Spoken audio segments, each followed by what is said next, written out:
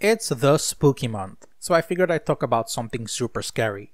Something so repulsive, so incredibly terrifying that to make your toes curl up and give you nightmares for days. That's right, I'm talking about true horror. And what could be scarier than horrible anime?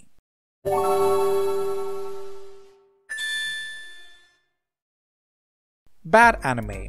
I'm sure you've seen a couple in all your years of watching anime.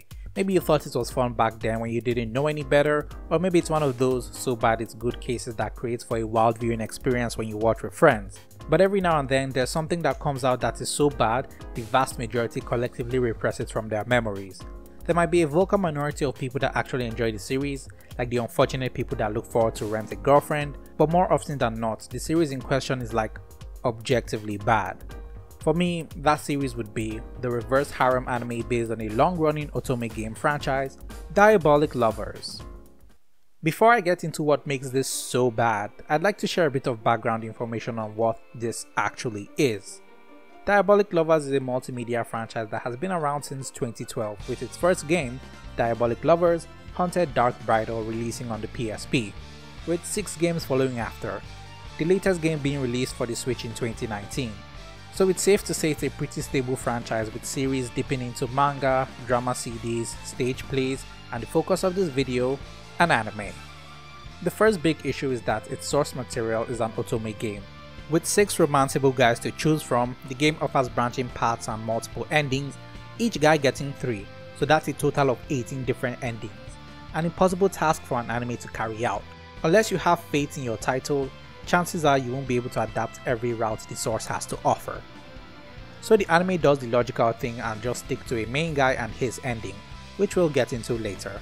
But because of this, a lot of the other stuff gets cut out to fit into the very short 14-minute episode runtime. And oh boy do they do a lot of cutting. I should also mention that I had watched the anime before ever knowing it was based on an otome game, so I'm judging this from the anime alone. So what's Diabolic Lovers even about? One day, a young girl is dropped off at a mansion. She's so forgettable I even forgot her name. I think it was something like Yui. Anyway, in this mansion, Yui meets a random guy sleeping on a couch. He's strange because he has no pulse and his body has gone cold. She's worried about him, but then he wakes up and the first thing he decides to do is harass her. Get used to that because you'll be seeing that a lot. She's led into a room with 5 other guys. Turns out they're all vampires and Yuko has been delivered to them as a sacrificial bride to provide blood for all the 6 boys who are all brothers. There's Shu, Reiji, Ayato, Kanato, Raito, and Subaru. And from those shots, you can kind of guess their personalities. Credit where it's due, these are really great character designs. Like, these designs really help you understand who they are, as well as influence your decisions on who you plan on romancing during your run of the game. I mean, just look at Raito and his stupid ass fedora who looks like he spends his free time arguing about the age of consent online. But oh wait, this is the anime we're talking about, where we only get a glimpse of who they are and what they do. So realizing that she's trapped, Yukari tries to make a run for it, only for her to stumble into a room where she coincidentally finds her father's journal, where it's revealed that she's not really her father's daughter. So begins Yuki's new life of surviving the mansion with hot vampire boys who she has nothing but livestock to harass and feed off her blood, all the while trying to uncover the mystery of her father and why she ended up in such a situation. The anime teases a plot in the first episode, and even has them go to high school. Oh, sorry, my bad, I mean have them go to night school. But throws all that out in the first half, spending a good chunk of it following the same pattern over and over again. Yuno stumbles across one of the boys, she tries to talk to them, they berate and harass her, forcefully suck her blood while she resists and cries for help, then they compliment on how sweet her blood is, we get a tiny flashback about the current boy, as if to tease us with their development, and then we get to move on to the next boy. This was repetitive and straight up disgusting. Why you ask? It's the harassment.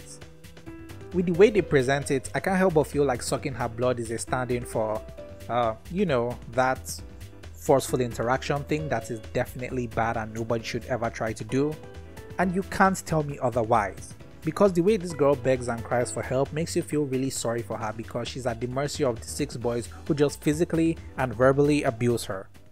All her interactions with the boys are the worst character interactions I have ever seen.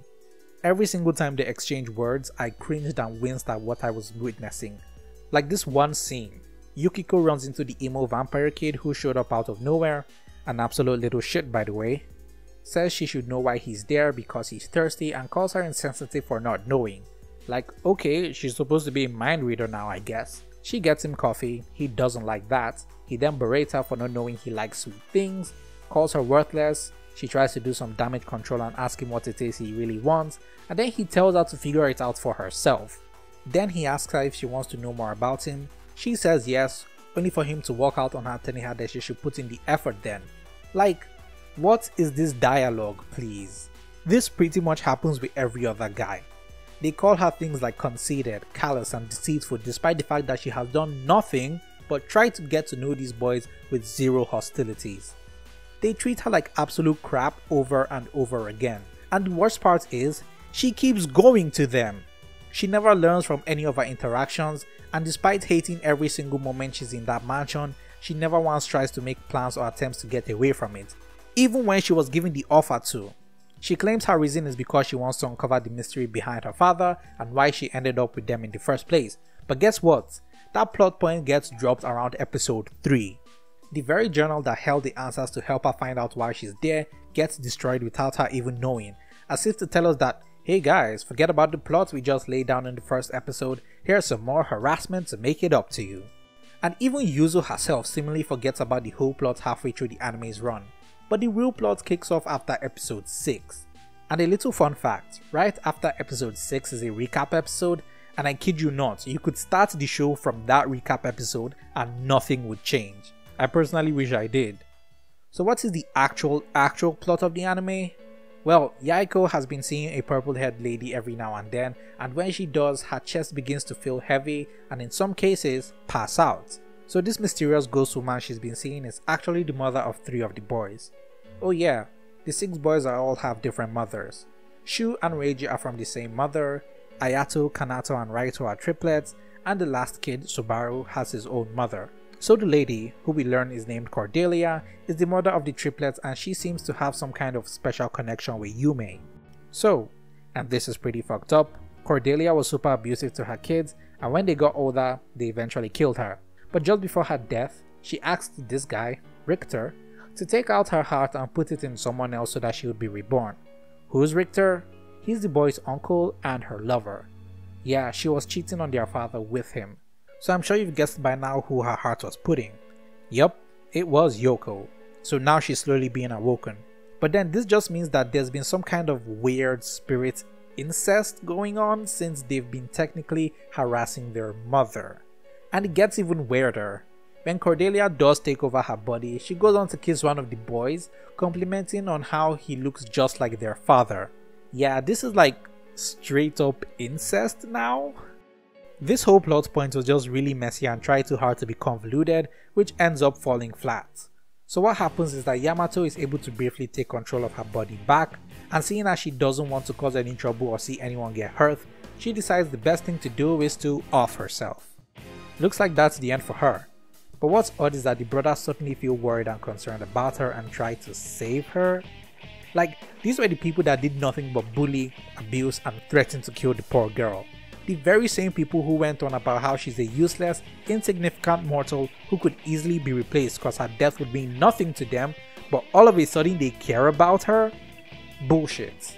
Absolute bullshit. The only person who seemingly does show an ounce of concern towards her would be Ayato. But I guess that's because the anime chose to adapt his route, which is why he gets most of the screen time and spends most of his time with her. So I guess it's easy to see why he would. That's pretty much what happens from adapting a choice-driven game. But even then, the development feels out of nowhere. Speaking of routes, the anime does try to give you a taste of all the other boys' routes, but never enough to actually have you curious or interested. They show snippets of flashbacks as if to dangle their plotlines in front of you, but immediately takes it away while holding a big "play the game to find out more" sign in front of you. And let me tell you, there is a lot more to be found about these boys. Like Shu, who had a human friend named Edgar who was murdered by Reiji because he was jealous Shu was getting more attention from their mom. Or Raito, who was apparently taken advantage of by his own mother at a really young age, only to end up locked in a basement for quite a long time, which led to him becoming a pervert. And this was all information I found out from the wiki. You can see that the real subject matter behind the series is the boys and the trauma they face and how it fundamentally screwed them up, but the anime fumbles so much on this aspect that they all just become really unlikable assholes that act like they've never interacted with a woman prior to Yojimbo. Now, let me turn your attention to this neat little graph. This graph shows each boy's likability in relation to their screen time. Why is that? Well, the more a character is on screen and the more they open their mouths to say literally anything, the less likable they are. And taking the top spot is Subaru because he barely has any screen time, and the time he does get, he actually shows some concern for Yoshimitsu. And then there's Shu. Since he spends most of his time sleeping, he doesn't talk much. Then Reiji, who is just an ass and let me remind you, kissed his resurrected mother. Then Fedora Boy, followed by Kanato, who is just insufferable to watch. And taking the bottom spot is Ayato, saying as he's the main guy of the anime, he gets the most screen time, which makes listening to him torture. Based on the character designs though, Shu definitely stands as my favorite. This is all purely subjective of course, as yours could be vastly different. But let me know who your favorite is based on the designs alone in the comments below, and while you're there, why not drop a like and consider subscribing.